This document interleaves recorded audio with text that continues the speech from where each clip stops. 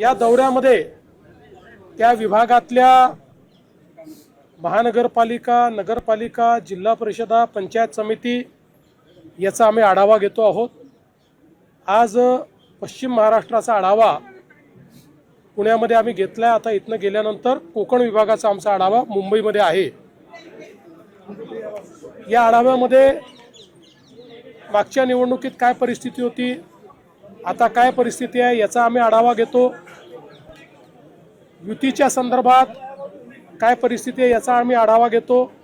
त्यांच्या अडचणी काय आहेत त्या आम्ही समजून घेतो आणि पक्षाची संघटना म्हणून बूथची रचना असेल, निवडणुकीचं संघटन असेल, अशा सगळ्या गोष्टींच्या संदर्भात त्या ठिकाणी एक चर्चा करून पुढचे दिशानिर्देश हे देण्याचा आमचा प्रयत्न आहे।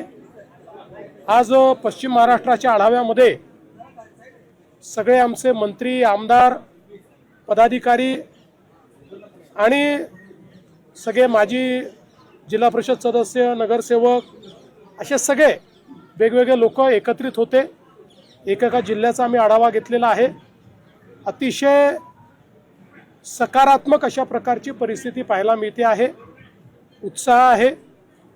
युतीच्या संदर्भात देखील आम्ही अगदी स्पष्ट निर्देश दिले आहेत की त्याचे अधिकार आम्ही हे सगळे खाली आमच्या जिल्ह्यांना दिलेले आहेत आणि सांगितलं आहे की जिथे शक्य असेल त्या प्रत्येक ठिकाणी युतीचाच प्रयत्न केला पाहिजे।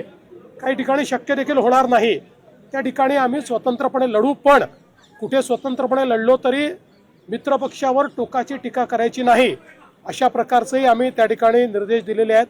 त्यामुळे त्या ठिकाणच्या परिस्थितीप्रमाणे ते आमचे जे युनिट्स आहेत ते चर्चा करतायत, युती ठरवतायत, काही ठिकाणी ती होते देखील आहे। त्यामुळे तो निर्णय आता खालच्या स्तरावर हा योग्य पद्धतीनं होईल असा मला विश्वास आहे। आता isakal.com आहे देशातील नंबर 1 ची मराठी न्यूज वेबसाईट। प्रत्येक अपडेटसाठी isakal.com ला नक्की भेट द्या।